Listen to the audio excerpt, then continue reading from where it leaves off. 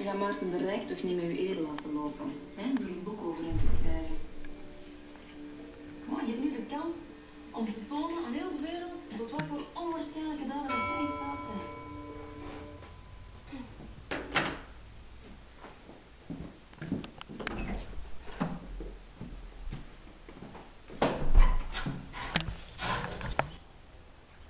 Mevrouw de Raaf, kom binnen.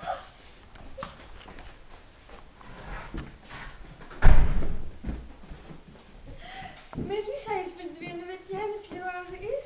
Misschien is in het kooltuintje. Oké, dankjewel. Ik zal daar eens gaan kijken. Ik ga even de telefoon opnemen.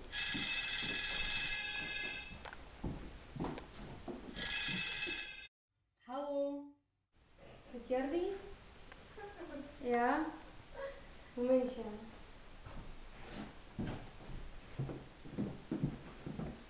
Sorry mevrouw. Hallo met mevrouw de Raaf. Mijn dochter? Weet u zeker dat zij het is? En waar? Ah, oké, ik kom eraan. Ik moet naar het politiekantoor.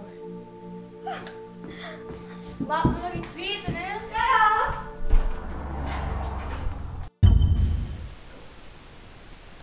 Wat deed je voor het feestje? Niets speciaals. Ik was bij een vriend, ben er even gebleven en nadien ben ik naar het feestje gegaan. En wie is die vriend dan? Jim. Maar die heeft er zeker niks mee te maken. Jim wie? Jim Kuipers. Hoe lang ken je hem al? Een maand. En weet je zeker dat hij niet is?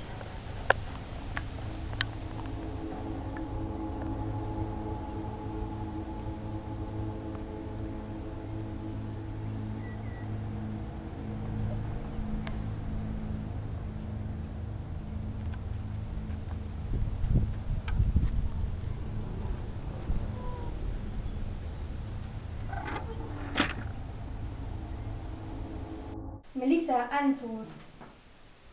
Melissa, ik heb je iets gevraagd. Heeft Jim het gedaan of niet? Nee! Ik weet dat je het niet wil zeggen. Verdedig je niet zo. Kom binnen. Mama! Wat doe jij hier? Kom je halen? Niet zo snel. Heeft Jim het gedaan of niet? Heeft hij dit in je zak gestoken? Nee, hoeveel keer moet ik het nog zeggen? Oké, ga maar. Maar mevrouw de Raaf, hou ze goed in het oog. Dat zal ik doen.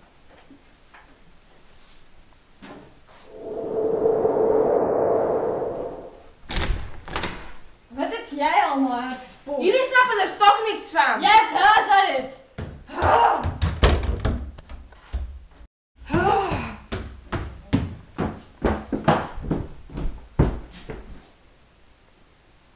Hallo, Jordi? Oh, ik ben zo kwaad op mezelf. Ik ben toch naar de Florida geweest. En de politie was daar ook. En iemand had ecstasy in mijn zak gestoken. En ze fouilleerden me. En nu heb ik huisarrest. En ik mag niet meer naar het kooltuintje. En mijn vader brengt me en haalt me van school. En ze... Dag. Geef die maar aan mij, je oude vrienden. Wil toch niet te maken hebben met een drugsdealer.